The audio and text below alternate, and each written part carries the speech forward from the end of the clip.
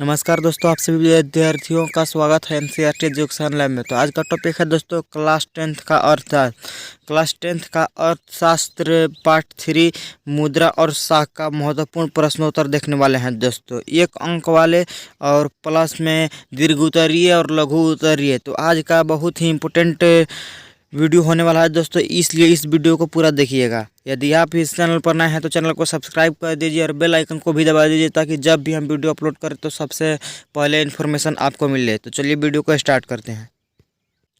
तो पहले है एक अंक वाले संभावित प्रश्न, यानी कि 1 अंक वाले जो बार बार परीक्षा में पूछता है वो प्रश्न है। तो चलिए स्टार्ट करते हैं। तो प्रश्न 1 है, मुद्रा के आविष्कार से वस्तु विनिमय प्रणाली की किस कठिनाई का समाधान हुआ?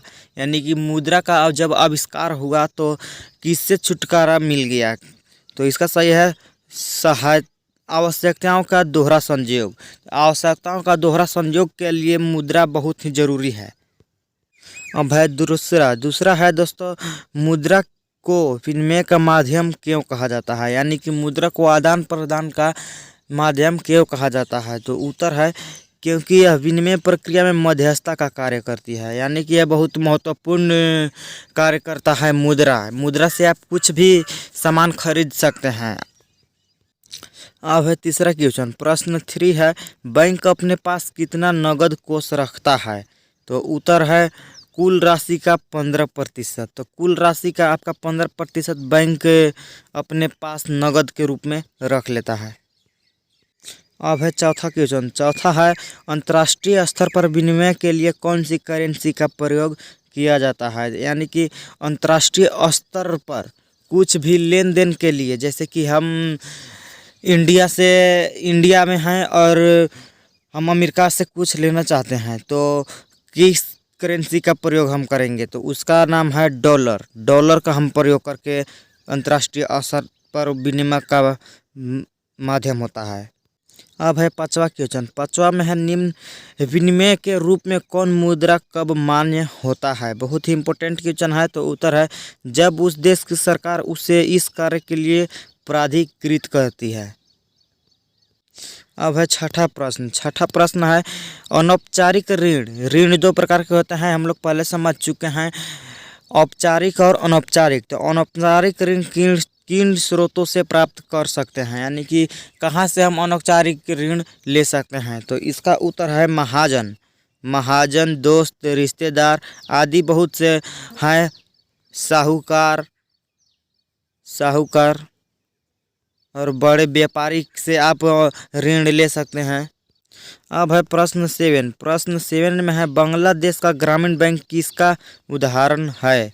तो बांग्लादेश का ग्रामीण जो बैंक है वो स्वयं सहायता समूह का उदाहरण है।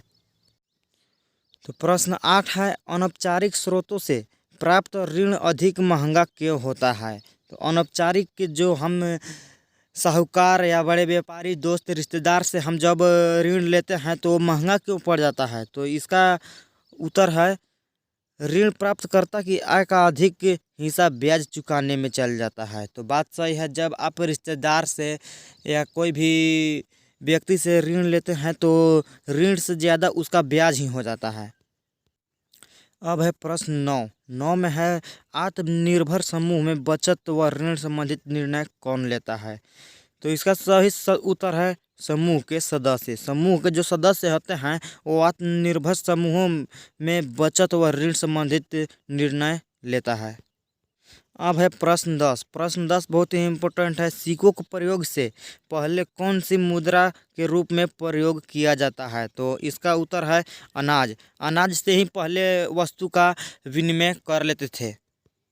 जैसे आपके पास गेहूं ज़्यादा है, हमें गेहूं चाहिए और आपको चावल चाहिए, तो हम गेहूं और चावल, हम आपको चावल दे देंगे, आप हमें गेहूं दे देंगे। तो पहले अनाज से ही वस्तुओं का विनिमय होता था। अब है लघु उत्तरीय प्रश्न और दीर्घ प्रश्न। 3 से 5 अंकों वाले जो प्रश्न होते हैं वो है। तो प्रश्न एक है, रिजर्व बैंक ऑफ इंडिया यानी कि भारतीय रिजर्व बैंक का क्या क्या कार्य करता है।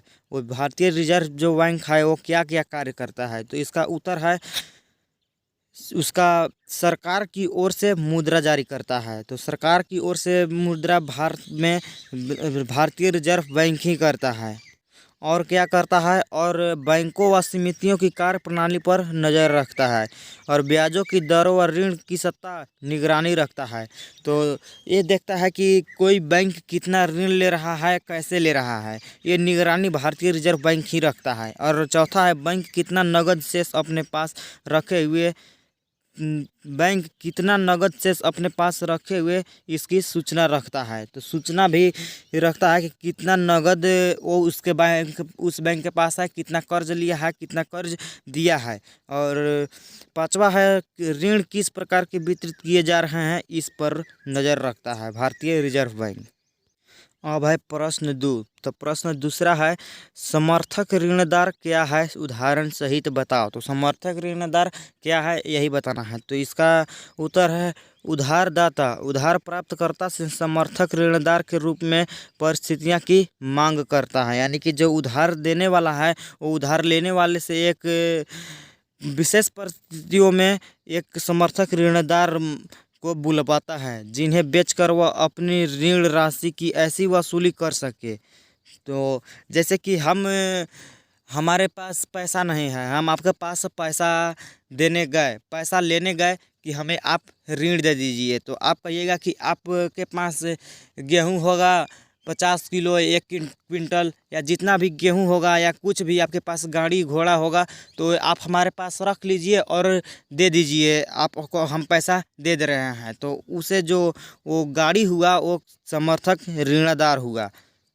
और आगे कर रहा है, ये परिस्थितियाँ इस समर्थक ऋणदार कहलाती है। यानी कि ये जो हम रखे, गेहूं रखे या कोई भी सामान आपको दे दिए और उसके बदले में हम आपसे पैसा लिए, तो वो समर्थक ऋणदार कहलाता है। जैसे उदाहरण, कृषि भूमि, जेवर, मकान, पशुधन, बैंक जमा आदि। जैसे कि कृषि भूमि यानी कि भूमि को हम आपको दे दिए कि भूमि आप ले लीजिए और हमें पैसा दे दीजिए, फिर हम आपको पैसा देंगे तो भूमि आप हमको दे दीजिएगा। जेवर, मकान, ऐसे ही इसे ही समर्थक ऋणदार कहते हैं। अब है प्रश्न संख्या 3। तो प्रश्न संख्या 3 है, साख के अनौपचारिक और औपचारिक क्षेत्र की विशेषताएं बताइए। तो औपचारिक और अनौपचारिक क्षेत्रों में विशेषताएं बताना है। तो पहला है, बैंक सहकारी समितियां। जो साख की औपचारिक क्षेत्र है वो बैंक सहकारी समितियां से ऋण लिया जाता है। और अनौपचारिक क्षेत्र में महाजन, साहूकार, रिश्तेदार, दोस्त, अन्य से लिया जाता है। और दूसरा है, पूर्व निश्चित ब्याज दर। इसका पहले से ही ब्याज दर निश्चित होता है और इसका अनिश्चित व अधिक ब्याज दर होता है। अनौपचारिक क्षेत्र में अनिश्चित ब्याज दर होता है, कितना भी ले सकता है और कभी भी बढ़ा सकता है। और तीसरा है, उधार लेने वाले का शोषण नहीं होता है। जो उधार लेते हैं उसका शोषण इसमें नहीं होता है, और उधार लेने वाले का शोषण होता है। अनौपचारिक क्षेत्र में उधार लेने का शोषण होता है, अत्याचार होता है। और चौथा है, ऋण वापसी के लिए अनावश्यक दबाव नहीं होता है। तो जब औपचारिक क्षेत्र से आप ऋण लेते हैं तो इसका ज़्यादा दबाव नहीं रहता है। और अनौपचारिक क्षेत्र में कल जाल में फंसाने की संभावना होती है। जैसे कि आप रिश्तेदार से कर्ज लिए तो वो आपको फंसा भी सकता है।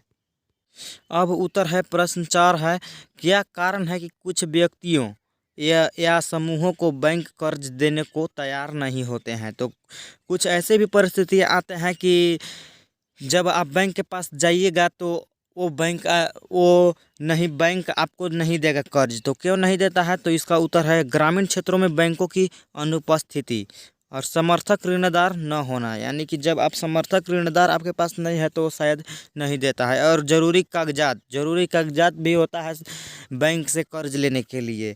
और ऋण की शर्तें पूरी न कर पाना, यानी कि ऋण की कुछ शर्तें हैं, यदि आप उसको पूरा करते हैं तभी आपको ऋण मिलेगा, नहीं तो नहीं मिलेगा। अब है प्रश्न संख्या 5। प्रश्न संख्या 5 है, वस्तु विनिमय प्रणाली को कोई 3 सीमाएं बताइए। वस्तु विनिमय प्रणाली की कोई 3 विशेषताएं बताना है, सीमाएं बताइए। तो इसका उत्तर है, पहला है वस्तु विनिमय के लिए दोहरे संयोग की शर्त पूरा होना आवश्यक, और दूसरा है धन या मूल्य की संचय में कठिनाई। तो तीसरा है अविभाज्य वस्तुओं का विनिमय कठिन। चौथा है वस्तुओं के भविष्य में प्रयोग के लिए संग्रहित करना, यानी कि लंबे समय तक रखने का। और पांचवा है सेवाओं का मूल्य निर्धारण व विनिमय में कठिनाई।